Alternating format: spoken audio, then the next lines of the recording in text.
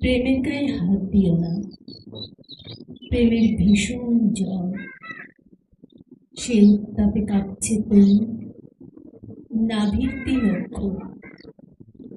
এক সময় এমন ছিল, এই শব্দটি মুখে উচ্চারিত হওয়া মাত্রই পাথরের গায়ে ফাটল ধরে যেত, বেরিয়ে পড়ত পাষাণের নানা আঁকিবুকি।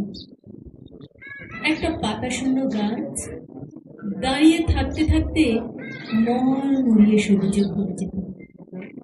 একটা পাখি উড়তে উড়তে এমন কথা বলে যেত, যা শুনে কর্মরত শ্রমক্লান্ত পৃথিবীর মেয়েরা কপালের ঘাম মুছতে মুছতে বলে ফেলত, হে আবার কোনো বিষয় নাকি, এটা তো পুরুষের বুজরুকি। পুরুষ যখন বলতে শুরু করে, তখন তার মুখে আচ্ছা করে একটা থাপ্পড় মেরে দিতে হয়, কারণ একটু পরেই সে বলবে ভালোবাসি। আর মেয়ে হয়ে জন্মালে তো রাশি রাশি মিথ্যা সহ্য করতে হয়। কিন্তু পুরুষের মুখে এই কথাটা একটা একেবারেই অশ্লীল ব্যাপার।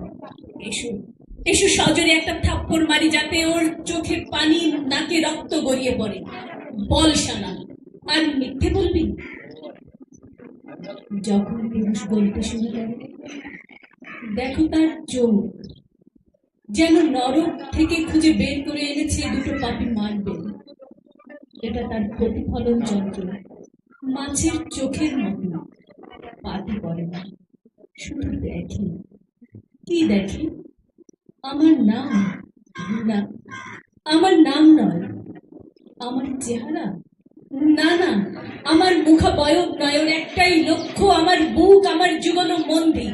ফুল নিয়ে আয় হারামজাদা, পুজো দে, মাথা নত কর, তারপর মন্ত্রের মতো বলতে থাক নারীর যতগুলো নাম আছে।